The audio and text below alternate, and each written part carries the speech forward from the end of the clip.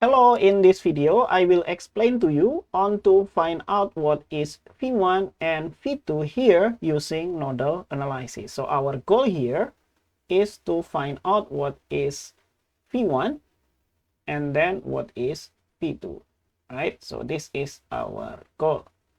And I will use nodal analysis. So we'll have nodal analysis and let's do step by step. The first step that we need to do is to label all the nodes and also extract some information from the circuit. So label all the nodes. And here we have this one here. Let's make this as our ground or our reference node. And what does the ground or reference node means? That means that the voltage here is assumed to be 0, right? And then what can we extract from this circuit here? We have for this branch here, we have a current source. So this is going up, right? Because the arrow here is going up. So this one also have the current that goes up. And the magnitude is 4 ampere. So this current is 4 ampere. And similar things for this branch here, I have this current, which is 9 ampere here, because this is a current source. The current in this branch is fixed, right? And I think we have extracted all the available information from this circuit. And the second one here will be to, oh, not yet. What is the nodes, right? We need to label the nodes. And we have two essential nodes here, right? We have this node here and also this node here. Okay, let's name that node here as VA and this node here as VB, right? I mean not A and not B, but the voltage in this node will be VA and the voltage in this node will be VB, right? This is directly connected to this node, so this is actually one node, right? Good. Now, after that, we can assume the direction of the current. So let's set the current's direction. What I usually do is for unknown currents, for the vertical components, I just assume it goes down like this, right?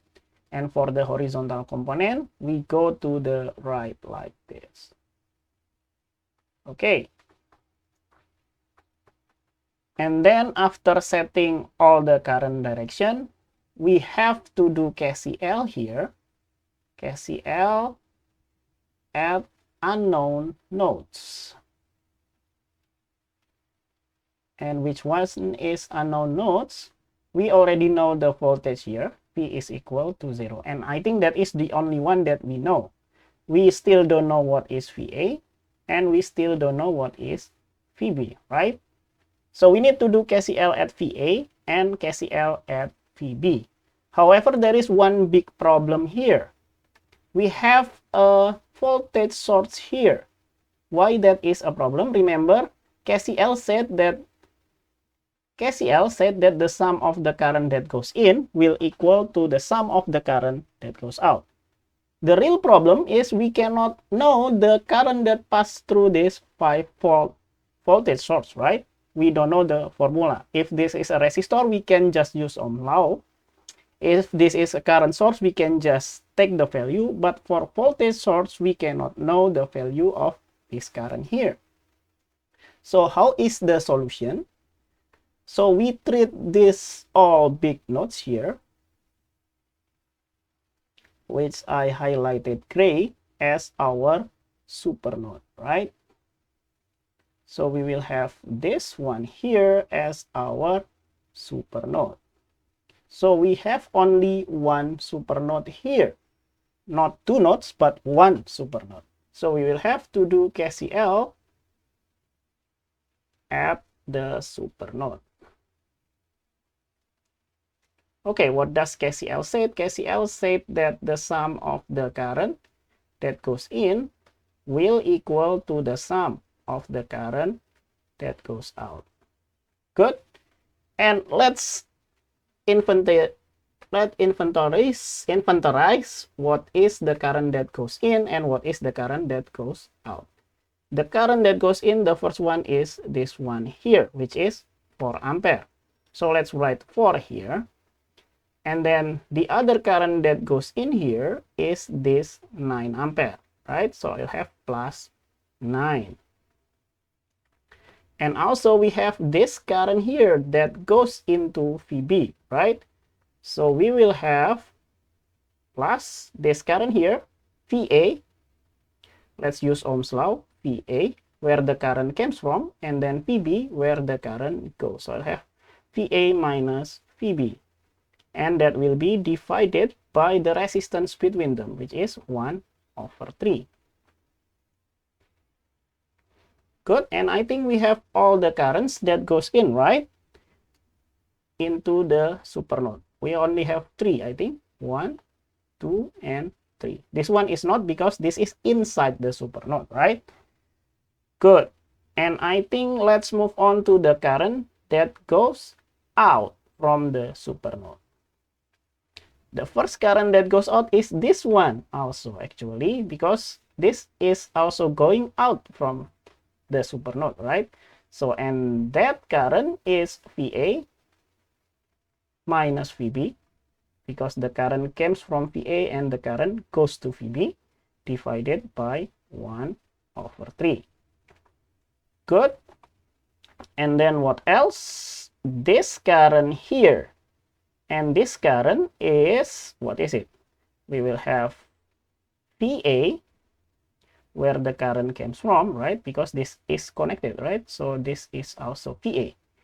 And the current goes to this node here, which is connected to the ground. So we have VA minus 0 divided by 1/2. Good. And then this current here, the last one that goes out, right? We have 3 currents that goes out from the supernode. So we will have VB, the current comes from VB, and the current goes to the ground. So I'll have VB minus 0 divided by 1/6. Good. And because this will cancel each other, right? Because this is the same term, we can just remove this and concentrate on the others. So we will have 4 plus 9, that will be 13. And then this one here, VA divided by 1/2, we have 2 VA. And then what else? VB divided by 1/6, that will be 6 VB. 6 VB. So we can write the 13 on the right hand side, right? So we will have this. And let's set this as equation number 1. Good. But then we have 2 variables. We need one more equation here. And that can be done by looking at inside the supernode. So we'll have inside the supernode, right? Because we have a voltage source inside the supernode. What is the definition of the voltage source? It is the difference between this node here, which is connected to the positive terminal. So we'll have the positive sign for VA. And then the negative terminal is connected to VB here. So that will be minus VB, right? We have the negative sign. Okay, and that will equal to the magnitude of this voltage source, which is 5. So we will have 5 here. Okay, and this is our second equation. Okay, and now we have this equation, 2 equations and 2 variables. We should be able to solve it, which is the 4th step of this analysis, which is to solve the equation. Okay, what is the fastest way to do that? We need to use calculator. Okay, now let's take out our calculator and solve the equation. Okay, now we have 2 equations and 2 variables. We can solve this using substitution and elimination, but I think the fastest way to do this is to use calculator. Why? Because usually in the circuit analysis exam, you can bring your calculator. So why not use it, right? So we set this up here. And then the equation solver is number 5. And then we have two variables, which is number 1. And all that we need to do is to plug in the coefficient. So I have 2, and then 6 and 13 here. Good. And then this one here, the second equation, I will have 1, and then minus 1, and then 5. Okay, and so we will have the x value is the V1 here. So we have V1 is 5.375. Okay, we will have VA, not V1. VA is 5.375. And what is VB? VB is the Y value, right? So we'll have VB here. VB is equal to 0.375. 0.375 volt. And the goal is not finding VA and VB, but V1 and V2, right? So that is the last step of our analysis, which is to answer the question.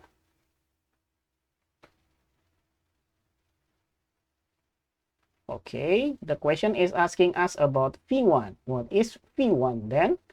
V1 is the difference between the positive terminal here, which is VA, and the difference between the positive terminal and the negative terminal here, which is the ground. So we have VA minus 0, or that will equal to VA, right? Therefore, our V1 is equal to 5.375 volt.